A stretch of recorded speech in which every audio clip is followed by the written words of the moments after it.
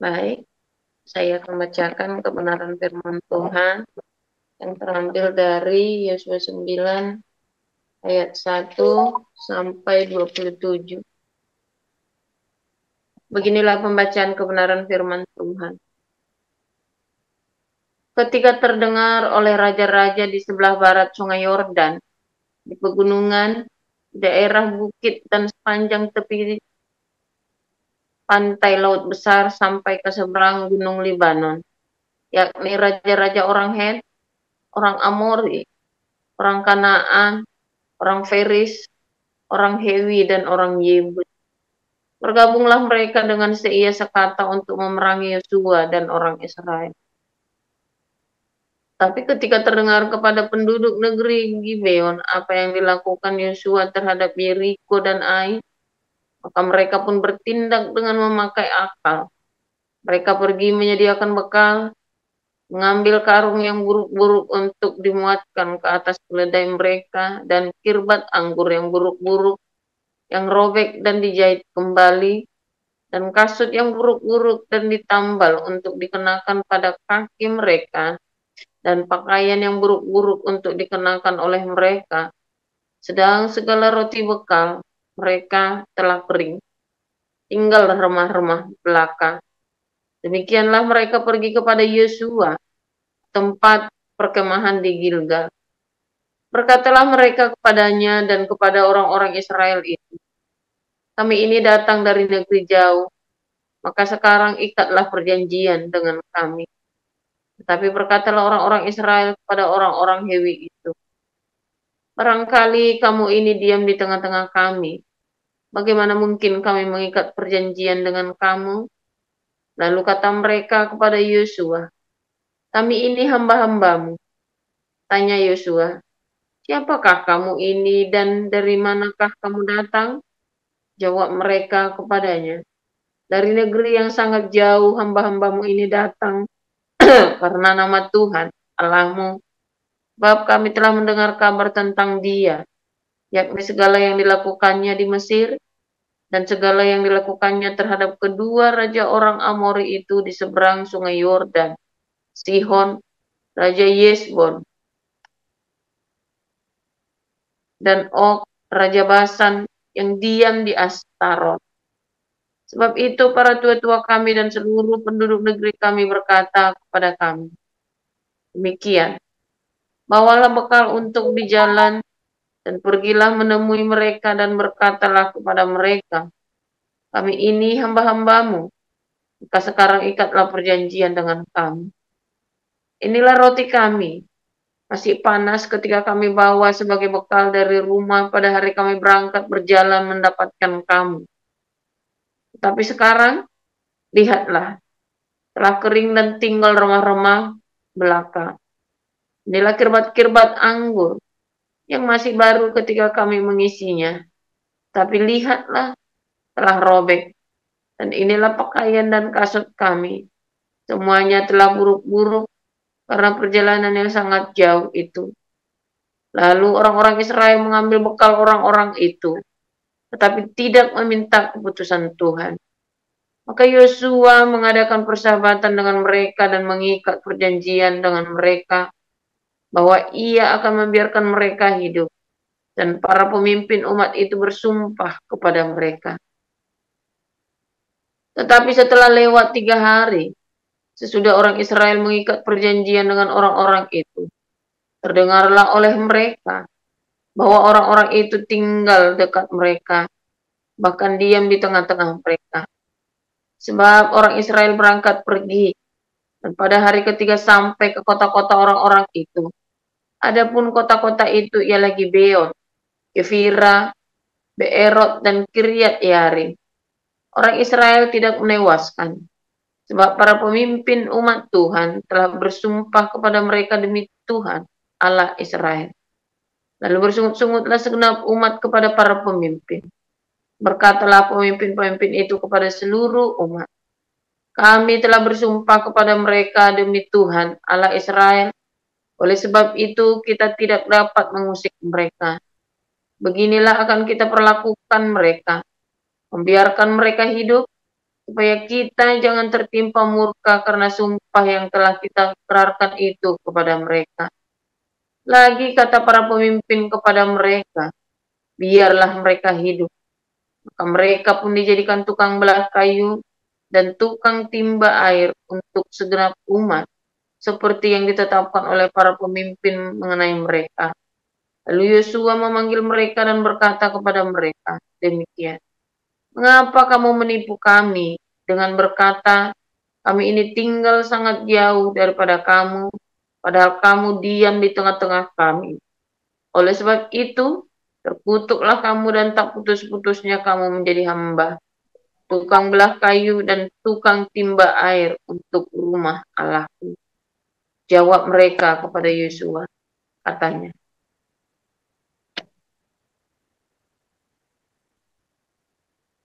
sebab telah dikabarkan dengan sungguh-sungguh kepada hamba-hambamu ini, bahwa Tuhan Allahmu memerintahkan kepada Musa hambanya, berikan seluruh negeri itu kepadamu, dan memunahkan seluruh penduduk negeri itu dari depan kamu.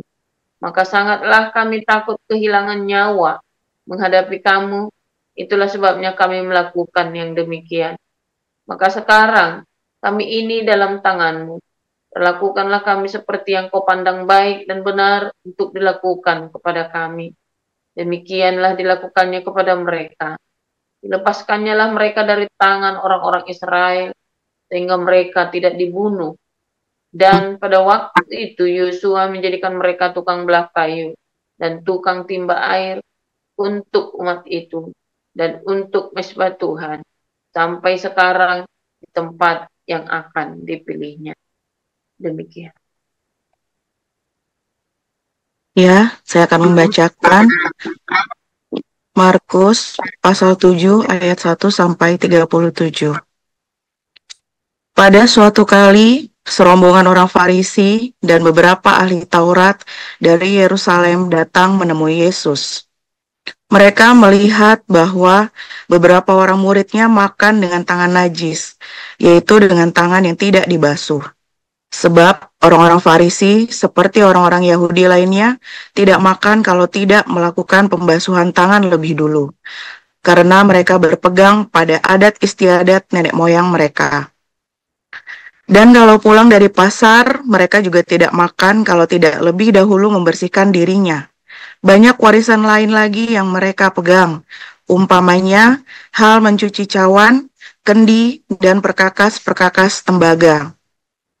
Karena itu orang-orang Farisi dan ahli-ahli Taurat itu bertanya kepadanya, mengapa murid-muridmu tidak hidup menurut adat istiadat nenek moyang kita, tetapi makan dengan tangan najis?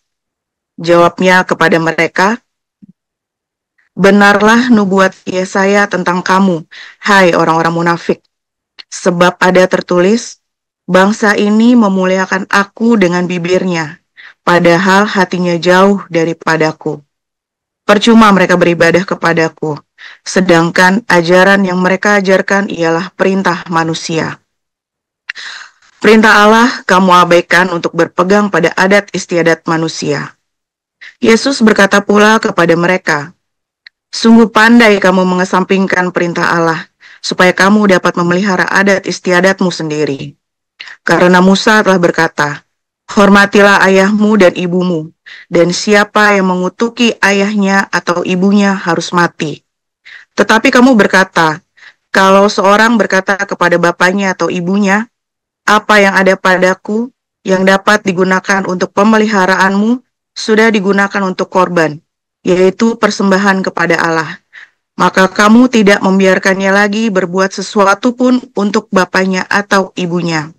Dengan demikian, firman Allah kamu nyatakan tidak berlaku demi adat istiadat yang kamu ikuti itu. Dan banyak hal lain seperti itu yang kamu lakukan. Lalu Yesus memanggil lagi orang banyak dan berkata kepada mereka, kamu semua, dengarlah kepadaku dan camkanlah. Apapun dari luar yang masuk ke dalam seseorang tidak dapat menajiskannya. Tetapi apa yang keluar dari seseorang, itulah yang menajiskannya.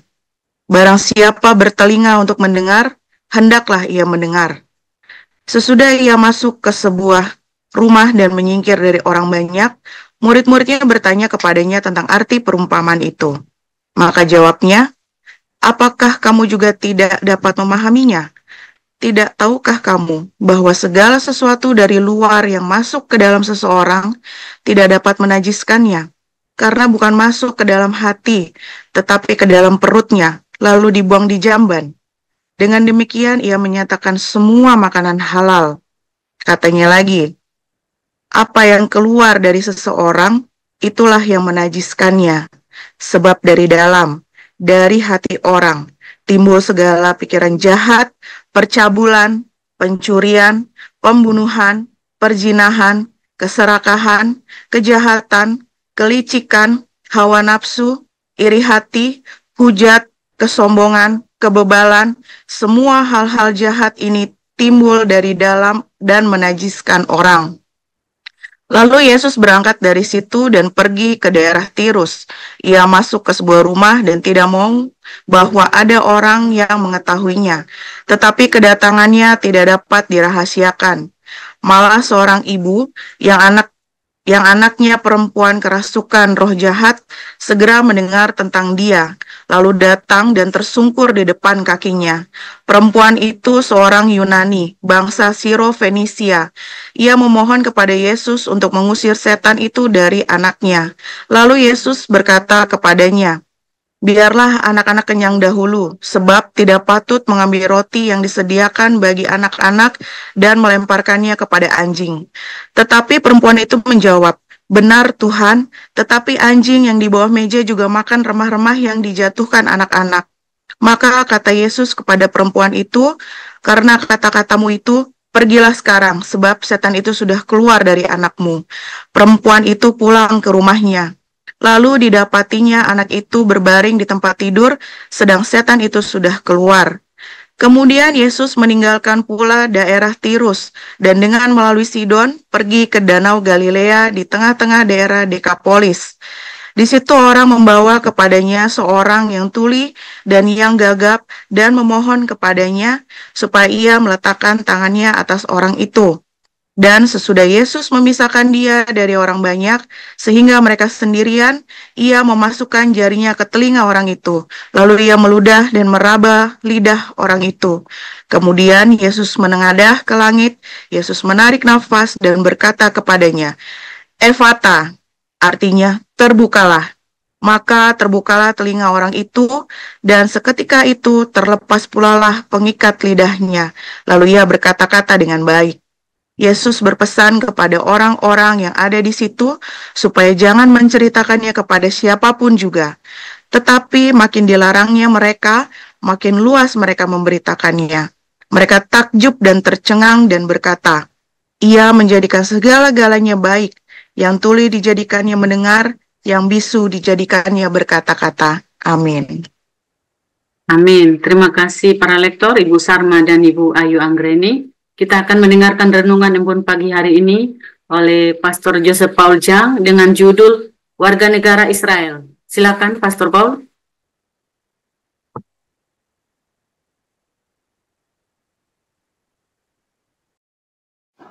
Haleluya, firman Tuhan selalu baru setiap hari ketika kita menanti-nantikan Tuhan dengan penuh cinta, dengan pengharapan yang teguh, konsisten, jangan mundur sekalipun ya, saudara ya. Kita semua menyaksikan tiap hari ya, menyaksikan bagaimana tanda-tanda zaman bahwa masa-masa Tuhan akan datang segera. Ya, dan mungkin di generasi kita kemungkinan besar ya, mungkin saya belum meninggal mungkin saat itu ya, karena tandanya sudah sangat jelas sekali tiap hari ya, yang kita ajarkan tiap minggu kejadian, habis ini kejadian, makanya kita pantau terus Israel ya, apa yang kita bicara pasti kejadian, belum ada yang meleset ya, belum ada yang meleset. Nah saudara, kalau Anda melihat ya betapa hebatnya ya Israel ini ya. Kalau Anda melihat Israel hari ini ya, yang begitu dikjaya, Anda ingat kejadian Musa, saudara. Ya, ingat Israel di zamannya Musa. Nah, itu sama tuh, saudara ya. Dikjaya, bangsa kecil, baru lahir, tapi bisa mengalahkan bangsa-bangsa yang lebih besar. Ya, dikeroyok kayak apa, tidak ada yang bisa mengalahkan Israel. Kenapa, saudara? Karena orang-orang Israel disertai oleh Tuhan. Bagaimana supaya disertai Tuhan? Setiap hidupnya ada nama Tuhan disebut. Ya, bukan dikit-dikit, oh Jesus, bukan begitu, bukan ya. Jadi kalau ngelihat itu ya, ada orang-orang, oh Jesus, enak juga ya, dikit-dikit ya. Tuh ada teman saya yang suka nyebut-nyebut nama Tuhan, ya, lama-lama enak juga ya, saudara ya. Kelakuan ibadat, nyebut-nyebut nama Tuhan mah, dalam sejam bisa 100 kali, saudara. Enak, kamu enak, saya siapa lagi, saudara. Apalagi saya, orang yang gubrak begini. Ya kan, nggak ada ngaling-ngaling. Kalau ada orang begitu, udahlah, nggak usah sebut-sebut nama Tuhan.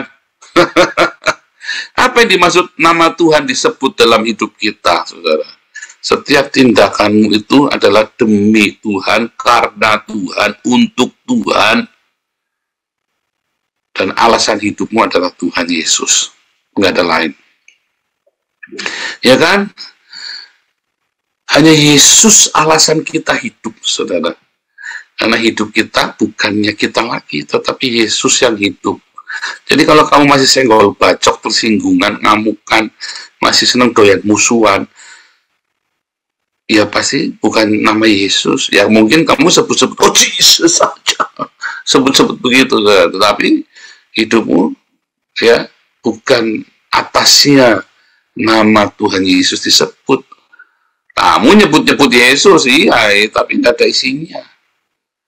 Bagaimana supaya kamu tetap hidup, namamu tetap, ya, ada melekat nasibnya Tuhan, ya, namanya Tuhan, meterainya Tuhan, apapun itu, ya, artinya ada keberuntungan, ada penyertaan Tuhan semesta alam Jehovah Sebaot, Tuhan Yesus itu yang kita kenal, ada penyertaan. Nah, gimana dong caranya? Ya, dimulai dari lahir baru, menerima Tuhan Yesus sebagai Tuhan dan Juru Selamat. Ya kan?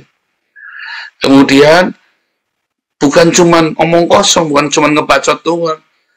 Lakukan apa? Diakonia, langsung. Semua, kalau Anda lihat Kisah Rasul 2, begitu orang-orang itu dibaptis, malamnya mereka diakonia rame-rame, saudara, saling berbagi. Loh, bukan Anda menerima diakonia, saling. Ya, jangan-jangan ada yang dibaptis karena ingin menerima diakonia. Jangan, saling. Semiskin apapun kamu harus berbagi. Itulah umat yang atasnya nama Tuhan Yesus disebut. Kisah Rasul 2 itu ya, nggak yang miskin, nggak yang kaya. Begitu 3.000 orang dibaptis, miskin, kaya, semua saling berbagi. Ya. Itulah tandanya umat yang atasnya namaku disebut. Kisah Rasul 4 kejadian lagi, saudara ya. Tambahkan lagi 5.000 orang. Dan disebutkan, apa saudara? Di bawah kolong langit ini tidak ada nama lain yang olehnya kita selamat. Ya kan? Kisah Rasul 4 ayat 12. Disebut nama Yesus. Dan kita boleh disebut nama Yesus. Apabila kita melakukan apa yang Tuhan Yesus perintahkan. Diakonia, bersedekah, setiap hari berbagi. Ya, maka ada penyertaan Tuhan yang luar biasa, ada kedikjayaan. Semua tanah yang kau injak menjadi milikmu, semua pekerjaan tanganmu dibuatnya berhasil. Engkau seperti pohon di tepi aliran sungai, ya, yang berbuah pada musimnya, selalu berbuah. Pak, lagi kolaps, Pak. Nah, saatnya kamu lagi kolaps, saatnya lagi menderita, saatnya lagi susah, kamu datang sama Tuhan, cengkramkan akarmu dalam-dalam, semakin dalam, semakin dalam. Maka akan ada penyertaan Tuhan bersama denganmu. Jangan lagi kolaps malah pergi. Ayo, siapa yang begitu? Saya juga ya, lagi kolaps malah pergi. Capek nungguin Tuhan, ya kan? Nggak datang-datang. Kenapa? Karena kamu punya hawa nafsu. Jadi waktu kamu lagi kolaps, kamu lagi, aduh, nggak tahan banget itu ya, tekanannya itu ya, kalau lagi bangkrut ya, tekanannya kan saya tahu rasanya, saudara ya. Kalau kamu lagi kerja juga ya, terus tiba-tiba diboikot anak buahmu, tiba-tiba atasanmu, entah kenapa bisa tiba-tiba tidak suka sama kamu. Enak nggak, saudara? Nggak enak, saudara. Enggak. Duduk ke sini. Jadi, bukan masalah kamu lagi kolapsnya. Justru dalam tekanan itu kamu nikmati sama Tuhan, pagi-pagi bangun, tekanannya besar. Ya kan? Oh, saya ngerasain lagi kolaps, saudara ya. Tekanannya besar sekali itu ya. Deg-degan ya, kilonya nutup nggak di hari ini nih. Ya kan? Oh, buka kilonya nutup nggak? Tenanglah jiwaku dalam naungan, sambil bercucuran air mata, saudara. Sudah tahu, pasti nggak nutup kilonya, saudara. Tapi ada ketenangan di situ, saudara. Loh, opa nanti ada mujizat, nggak ada, tetap kolaps, saudara. Tapi ada ketenangan yang luar biasa. Itulah kekristenan.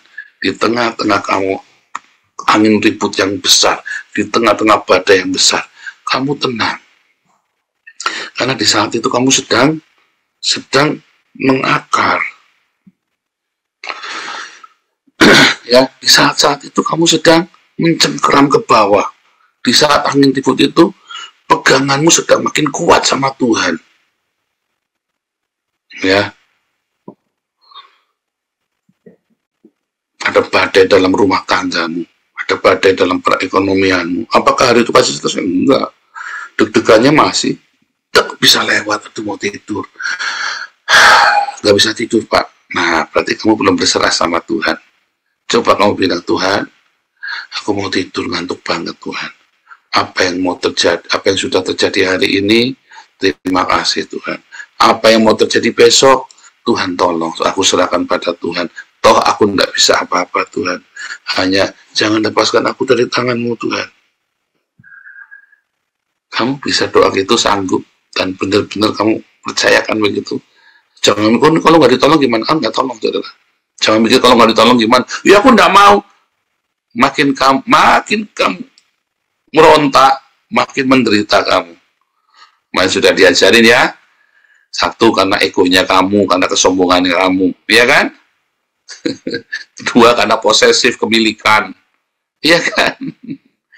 Ya kan? Makin merontak, makin sakit. Lepaskan. Ketika kamu tenang, tiba-tiba Tuhan kasih hikmat. Kamu ngimpi. Besok kamu dapat uang segala. Sampai kamu benar-benar tenang. Ya, tiba-tiba wahyu itu datang sama kamu, saudara. Itulah yang dilakukan oleh orang-orang Israel, diajarkan. Ya, di dalam badai. Makanya selalu apa? Selalu badai. Torah turun di dalam badai. Selalu ceritanya badai. Orang Israel di padang gurun dipimpin oleh badai, ya kan? Itu kan tornado kan, tiang awan, tiang api itu kan tornado itu kan. Tiang yang menjulang tinggi ke langit itu kan tornado. Ya kan, tiang awan, tiang api. Jadi dituntun oleh badai. Jangan takut. Coba saudara, kalau kamu ya bisa tenang di dalam badai. Kalau kamu hidupnya beriman di dalam badai, ada sukacita di dalam badai, orang takut nggak sama kamu, saudara? Orang nggak takut, anakmu juga nggak takut, malah seneng, ya kan? Orang tuanya tetap bersukacita. Tadi anak nanya, kok kamu sweet sekali? Ya, lagi banyak duit, saya bilang begitu. Iya, sweet sekali, banyak duit. Kalau lagi nggak banyak duit, lagi banyak duit, sweet. Semua orang bisa sweet, saudara. Lagi nggak banyak duit gimana? Masih ya, saudara ya. Lagi nggak banyak duit ya pusing orang, saudara, ngamukan. Jangan, saudara ya. Kita nggak ada duit ya sudah, ada duit ya sudah, ada nggak ada duit ya sudah, kan begitu ya, saudara ya. Jangan dipengaruhi, tapi biarlah damai sejahtera itu selalu ada. Diingat-ingat, suami istri saling mengingatkan. Sebab ketika di dalam badai kamu tetap tersenyum, berkat itu tetap datang. Badai mah biar aja badai. Apa sekolah ada badai itu, kamu di depan ada badai, kita di rumah tenang-tenang saja. Loh, kenapa bisa tenang, Pak? Iya kan? The Lord is our refuge, kan? Tuhan adalah tempat perlindunganku, kan? Memang ada badai, kita ada badai. diuber-uber se-Indonesia, diuber ya kan, badai ada, malah kita tantang sekalian badainya. Tapi kan kita sedang jadi refuge. Nangkap ya saudara ya. Kita di refuge, Anda itu refugee, saya ini refugee ya di Belanda. Saya refugee, political refugee. Ya kan diuber-uber. Nah, tapi saya refugee di sini. Anda ini lagi diuber-uber sama utang, Anda diuber-uber sama istrimu, sama suamimu, sama mertuamu, ya kan? Lagi diuber-uber sama apa lagi ya? Lagi diuber-uber karyawanmu, gaji nggak dibayar dan segala macam. Berlindunglah pada Tuhan, biar tenang, refuge. Masalahnya tidak ada. Saya masalahnya masih banyak. Selesai nggak? Kan digantung kan, belum selesai kan? Masih DPO kan saya kan. Tetapi refuge, saya ada refuge, ada perlindungan di sini. Dan saya adalah warga negara Belanda. Ya kan? Bisa tangkap nggak bisa, saya warga negara Belanda. Iya kan, saya warga negara Belanda. Nah, Anda bagaimana? Orang Gibeon ingin jadi warga negara Israel, ya, orang Gibeon itu ya, orang Gibeon. Dia tahu Allahnya Israel itu Jehovah Sebaot, Allah semesta alam, El Elyon yang maha tinggi, El Shaddai yang maha kuasa. Waduh, daripada kita perang mati, kita mendingan nyamar aja yuk. Kita nyerah aja sama Israel, kita baik-baik. Maka ketika seluruh Kanaan dimusnahkan orang Gibeon ini, lolos ya. Akhirnya menjadi orang proselit. Ya, orang-orang Gibeon ini menjadi orang proselit. Hari ini di Israel itu ada orang Druze, ya. Orang Druze ini adalah orang Islam abangan. Mereka warga negara Israel. Wah, hidupnya ya kaya. Seberapa kayanya Israel ya kekayaan mereka ya segitu. Karena di Israel itu tidak boleh ada orang miskin. Ya, di tembok-temboknya di kampus saya di Haifa itu, there is no poor among us. Serius ya, saya lupa foto itu ya. There is no poor among us. Haleluya, luar biasa. Makanya orang pengen jadi warga negara Israel. Karena nggak ada orang miskin. Tapi kalau kamu bukan warga negara, ya kamu miskin. Kasihan. Ya, kalau kamu orang Palestina yang nggak mau jadi warga negara, ya miskin. Kalau kamu Palestina, tapi kamu jadi warga negara Israel, ya kamu sugih, saudara. Seberapa kayanya Israel itu, ya kamu. Ya. Makanya orang pengen jadi warga negara Israel. Ya kan? Ya bahkan orang-orang Indonesia aja banyak yang berusaha jadi warga negara Israel ya. Kalau saya ini warga negara Belanda ya, tapi kalau nanti ya apa namanya sama ya saudara ya. Kita semua ingin menjadi warga negara di tempat yang lebih baik. Pak, saya mau Indonesia saja karena kamu belum keliling dunia, saudara. Karena kamu belum merasakan kesejahteraannya orang-orang ini, saudara ya. Saudara, perempuan Sirofenisia ini juga sama ya. Diusir sama Tuhan. Kamu itu bukan orang Israel. Ya, enggak apa-apa, aku tak jadi anjingnya saja. Serem ya, saudara ya, serem ya. Kamu bukan orang Israel, aku tak jadi anjingnya saja. Kalau kamu tahu betapa hebatnya Allah Israel ini, saudara ya. Ya sudah, aku tak jadi anjing, gengsi Pak, ya terserah kamu. Karena tak kasih tahu, saudara ya, anjing di Belanda itu lebih beruntung daripada bayi-bayi di Indonesia kan. Sudah sering saya kasih tahu ya. Anjing di Belanda itu ya, pengeluarannya untuk satu ekor anjing, tak hitung-hitung rata-rata 1.000 euro per bulan, saudara. 16 juta. Kalau kamu punya anjing, dog foodnya, dokternya, belum lagi dia sekolah, oke rata-rata itu 1.000 euro, saudara. Ya, kalau ada yang ini sekali ya sampai 3.000 ya, saudara ya. Buat anjing saja bisa 3.000 kalau sampai anjingnya memang ini ya, dia ngefan banget lah dengan anjingnya. Tapi ya rata-rata 1.000 euro, salonnya apa segala macam ya, ke sana kan ada salon anjingnya. Di sini udah biasa salon anjingnya semua ya. Semua rata-rata 1.000 euro, saudara. Di Indonesia juga sama kan, salon anjing. Kalau Anda merawat anjingmu benar-benar kan bisa sampai 10 juta kan, sebulan kan. Kemarin siapa ya yang cerita, kayaknya ada kesaksian ya, papanya dirawat 1 juta sebulan. tapi dia miara anjingnya, buat anjingnya saja 10 juta sebulan. Di Indonesia itu, di Jakarta itu. Sampai emosi nih cerita ini ya. Koden apa cerita ya? Siapa cerita kita dengar ya? Di Indonesia juga 10 juta kan miara anjing kan. Tapi di Belanda ini, lihat anjing itu ya, rata-rata yang mahal, saudara ya. Punya anjing itu mahal, belum bayar pajaknya lagi. Ada pajaknya ya, asuransinya segala macam. Nah, saudara. Jadi anjing pun lebih beruntung daripada sebagian besar orang-orang di Indonesia. Iya kan? Beneran ya. Karena betapa makmurnya negara ini. Ya kan? Bahkan binatang pun lebih beruntung daripada manusia yang ada di luar. Nah, sama ya. Anda kan ingin jadi warga negara sorga. Kamu harus punya KTP-nya Tuhan Yesus yang tanda tangan, ya kan, meterainya kan, umat yang atasnya namaku disebut. Israel ini, kalau Anda menjadi warga negara Israel, ya, bagi Israel ini atau bagi fansnya Israel, kamu akan jadi warga negaranya surga. Kalau kamu jadi Arab gimana, saudara? Ya tidak bisa, kamu tetap jadi kacung jongos. Ya kan, kemarin Habib Rizik bilang, kamu tuh jongos, katanya kan, kamu tuh jongosnya kita. Tapi kalau kamu jadi warga negara Israel, kamu setara sederajat, saudara. Kamu adalah warga negara surga, katanya Israel. Kalau kamu menjadi pengikut Yesus, menjadi orang Kristen yang sejati, kamu juga warga negara surga. Karena kita adalah Israel rohani. Syaratnya harus umat yang atasnya namaku disebut. Makanya harus lahir baru, dimeteraikan dengan darah, air, dan roh. 1 Yohanes 5 ayat 8. Dan ciri-cirinya kamu taat hukum. Hukumnya adalah kasih, yaitu diawali dengan diakonia. Ketika komunitas ini berdiakonia dengan kencang, saudara ya, Jehovah Rafa itu terjadi. Mujizat itu terjadi, saudara. Ya. Jangan sampai anjing itu lebih beruntung daripada komunitas kita di sini. Ya, kita pelihara yang sungguh-sungguh. Jangan ragu, saudara. Berdiakonia. Anda yang, sekalipun Anda yang miskin, tetap berbagi, belajar berbagi, berdiakonia.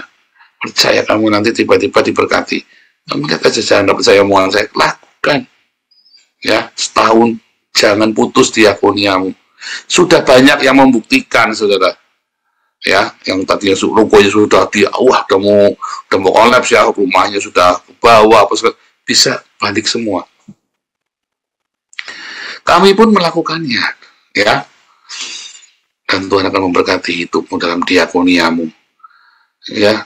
Dan cintamu, kerendah hatianmu, mengasihi, mengampuni, memberkati.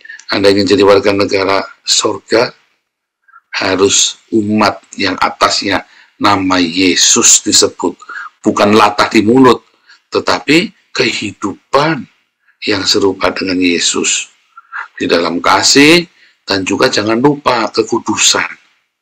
Diakoniamu akan jadi percuma ketika kamu tidak jaga hidupmu di dalam kekudusan. Yakobus 1 ayat 27, mendatang kepada janda-janda miskin yang usia 60 tahun ke atas, ya, dan anak-anak yatim, ya, sambil menjaga dirinya jangan tercemar oleh dunia ini. Itulah warga negara surga. Tuhan Yesus memberkati.